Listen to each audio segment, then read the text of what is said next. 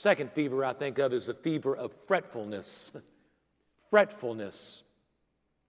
Fretfulness is where there is it's not by accident that the word friction and the word fret are so closely related. Because I think that's what fretfulness is. Fretfulness is that axle, that is the wheel that is turning on the axle, the bearings rubbing against the axle, and there's no lubrication, and it's just grinding and grinding and grinding, and it overheats and it starts to smoke, and sometimes that's the way our lives are. That daily grind of fretting about this and fretting about that and worried and anxious about this and worried and anxious about that. And it's grinding and grinding and grinding. There's some of you that live in that daily grind because you're always fretting. I find people today to be some of the most fearful and fretting people I think I've ever encountered at times. Fretting and fearful over everything. Everything seems to be the end of it. No doubt, we live in times that we could all say they are fretful times. But my friend, our times are no different than any other times. Times have always been fretful. And the reason it's fretful is because man is born in sin. And we mess things up. And we don't act right. We don't do right. Anytime I hear someone say to me, Pastor Ray, I just don't know what we're going to do. I don't know what.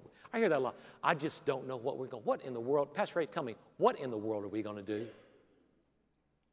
I always go to my office, my study at home, and I get down one of my most prized books I've got. And the reason it's prized is because I bought it in an antique store.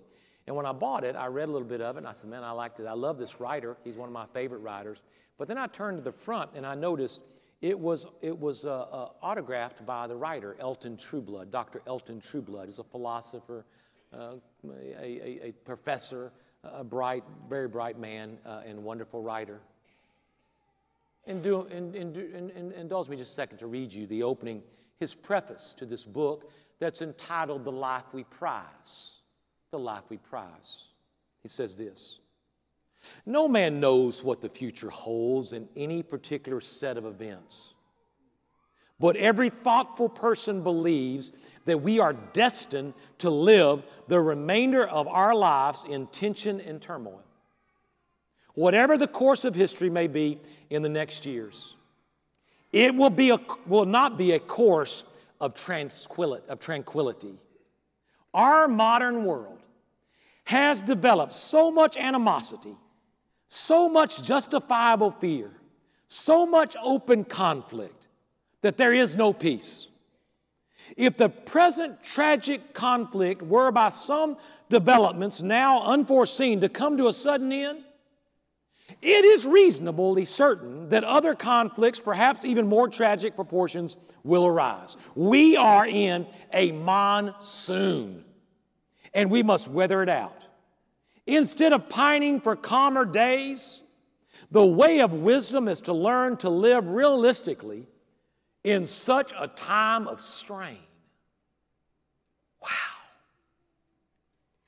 Then I turn back over here to this page, the copyright by Harper Brothers.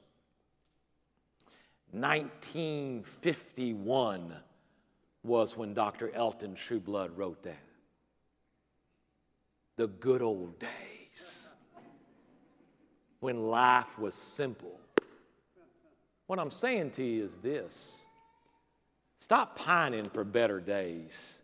These are the days. And there were the days in the 90s and the 50s and the 40s. I bet you if we could find a book written back in the 1870s, they'd say the same kind of thing, only with much bigger words and better vocabulary. Why? Because man has always been troubled by the times. Always been fretful over things going on that are out of our control because we're control freaks. So what is the answer? What is the answer to live through the monsoon? What is the answer to live and experience a peace of God? I'm going to give it to you. I'm going to give you the answer. And it's not going to be groundbreaking for some of you, but for some of you, if you'll do it, it will be groundbreaking. You got to trust the Lord with your life. You got to trust the Lord with your family. You've got to trust the Lord. It's an overused statement, but it doesn't make it less true. I do not know the future, nor do you, nor does anybody else. But I do know who holds my future. And you know who holds your future if you know Jesus Christ. That's why the Bible says over and over again, trust in me, depend upon me. That's why David said, I have set the Lord ever before me. He is continually in front of me. I don't take my eyes off the Lord. That's the reason why David could say, I'm steady. I'm steady. I'm secure because the Lord is in front of me and He is with me. The Bible says, listen, look at these two verses on the screen. The Bible says, anyone who puts trust in Him will not be afraid of what will happen. Anyone who puts their trust, not afraid of what's going to happen, what might happen, what did happen, what we think could happen. No. My trust is in the Lord. I depend upon Him. He's with me. What happens in my life is filtered through His will and plan for my life. And whatever it is, good or bad, He is going to use it ultimately for His glory and for my good. That's what my Lord does. That's who He is. Isaiah chapter 26, verse 3, you will keep, Lord, in perfect peace all who trust in you, all whose thoughts are fixed. Same word David used. Fixed on you. Perhaps the lubrication to the grind of fretfulness.